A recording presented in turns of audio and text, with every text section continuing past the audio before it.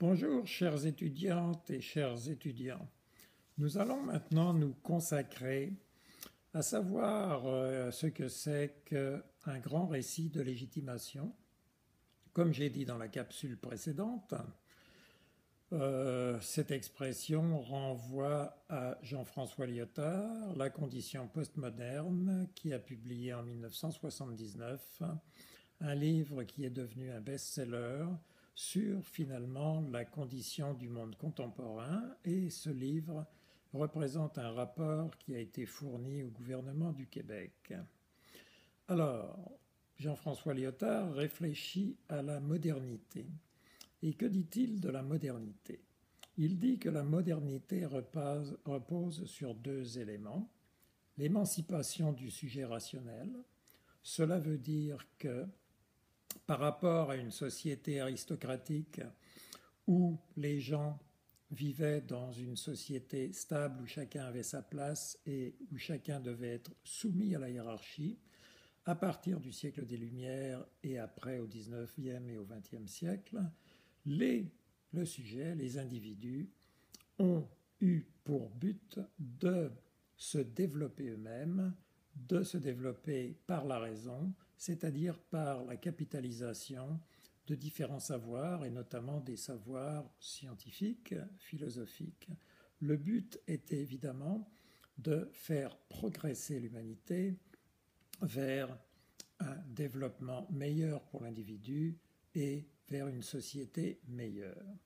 L'autre élément important du grand récit de légitimation de la modernité,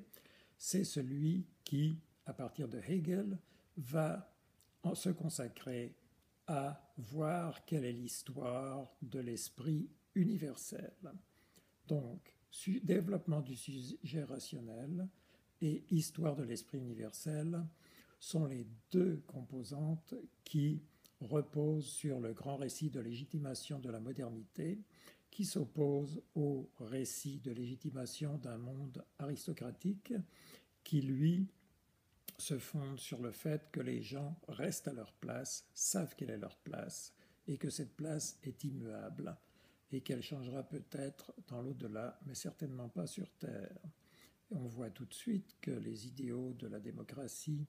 de la Révolution française et de la Révolution américaine sont très présents dans ces idées de la modernité et du grand récit de légitimation de la modernité. Cela veut dire aussi que, évidemment, toutes les luttes pour que l'éducation soit gratuite et obligatoire sont directement liées à ce grand récit de légitimation, et que donc n'importe quel roman ou nouvelle qui présente les luttes pour que les enfants soient éduqués à l'école, ces petits récits qui se trouvent dans des nouvelles ou dans des romans sont reliés bien sûr à ce grand récit de légitimation de la modernité. Bien, il n'en reste pas moins qu'il y a un certain nombre de problèmes que l'on a pu mettre à jour par rapport à ce grand récit de légitimation de la modernité. C'est le fait que le sujet rationnel, cette idée de sujet rationnel, qui a été développée déjà en Grèce, le berceau ou un des berceaux de la démocratie, et qui s'est développé principalement en Occident, n'a pas été partagé par tous. En effet, on sait très bien, en particulier que dans les Amériques, les autochtones et les Noirs transportés d'Afrique pour être des esclaves n'étaient pas considérés comme des êtres rationnels et donc ne faisaient pas partie de ce grand récit de légitimation et donc n'avaient pas droit à tous les avantages du progrès, bien sûr, ce qui fait qu'on avait une bonne raison soit de les conserver comme esclaves, soit de les tuer et de les génocider, comme c'est arrivé pour les autochtones dans l'ensemble des Amériques. Cela veut dire que ce paradigme barbarie-civilisation, où l'élément civilisation correspond au grand récit de légitimation de la modernité,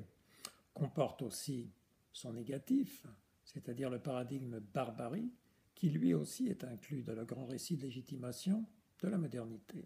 Autrement dit, ce grand récit de légitimation de la modernité qui permet de développer le sujet rationnel et qui veut inventer une histoire de l'esprit universel, était en même temps un récit qui excluait beaucoup de monde, et cela s'appelle aussi, en bonne partie, la question de la colonisation. Cela veut dire, et cela est noté par Jean-François Lyotard dans La condition postmoderne, que à partir en particulier de la Deuxième Guerre mondiale, il y a eu dans l'espace occidental, entre autres, mais aussi ailleurs,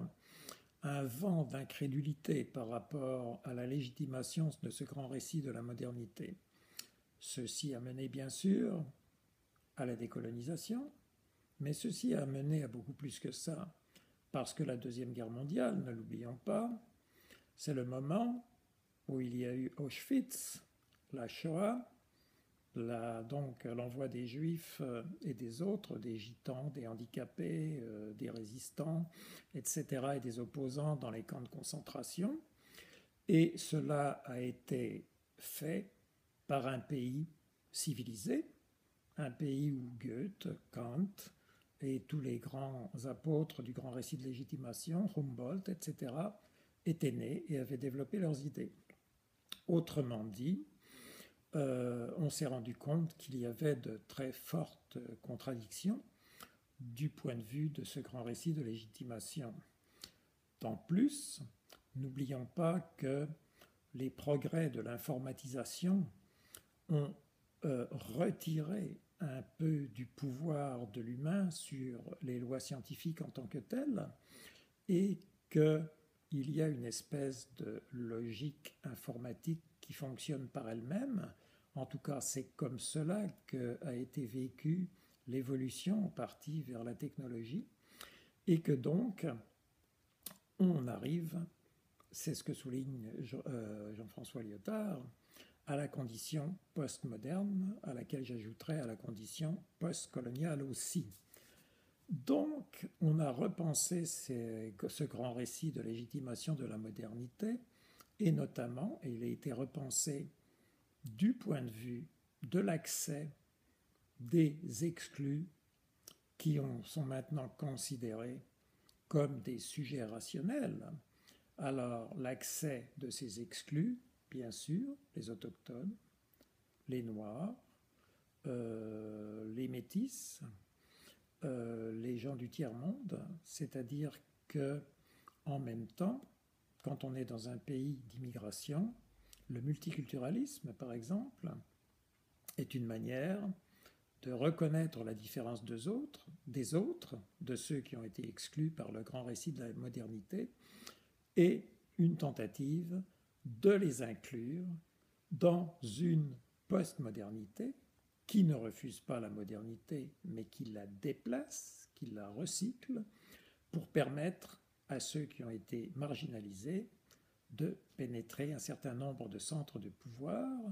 et de pénétrer notamment les systèmes qui permettent de se développer économiquement, rationnellement, etc. C'est-à-dire ouverture des institutions de savoir, notamment des universités, aux femmes en masse à partir des années 1960 au Canada, car bien sûr, comme vous le savez, les femmes étaient peut-être considérées comme des êtres rationnels, mais elles étaient aussi considérées comme des êtres extrêmement émotionnels, et cela on le voit dans nombre de romans, notamment dans Pour la patrie de Jules-Paul Tardivel au XIXe siècle, où les femmes ont un rôle tout à fait mineur et de support humble et tout à fait effacé par rapport aux hommes. Donc, on voit aussi que dans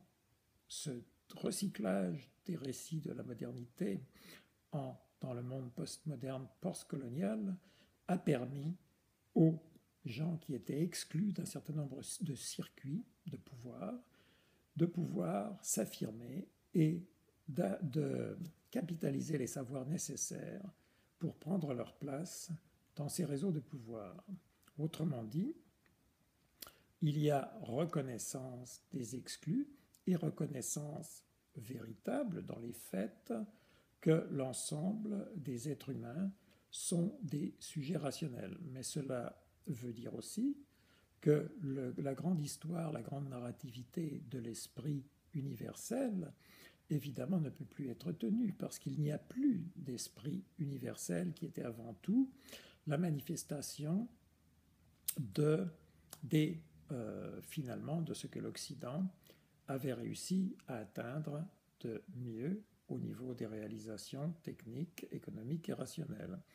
Donc, nous faisons face maintenant, non pas à cet idéal d'inventer une histoire de l'esprit universel, mais nous faisons face à de multiples narrativités qui racontent des histoires différenciées des différents peuples et des différents groupes, exclus ou non, qui ont peuplé et qui peuplent la Terre entière. Bien, évidemment, nous allons voir aussi d'autres exemples qui concernent ce grand récit de légitimation et je vais donner d'autres exemples dans une capsule suivante en soulignant en attendant que le sujet de la dissertation vous demande de faire le lien entre un récit particulier que vous analysez dans une nouvelle ou dans un roman ou dans une pièce de théâtre et de faire le lien entre ce récit particulier et un grand récit de légitimation. Alors évidemment, il y a toujours un lien entre un récit particulier et un grand récit de légitimation. Comme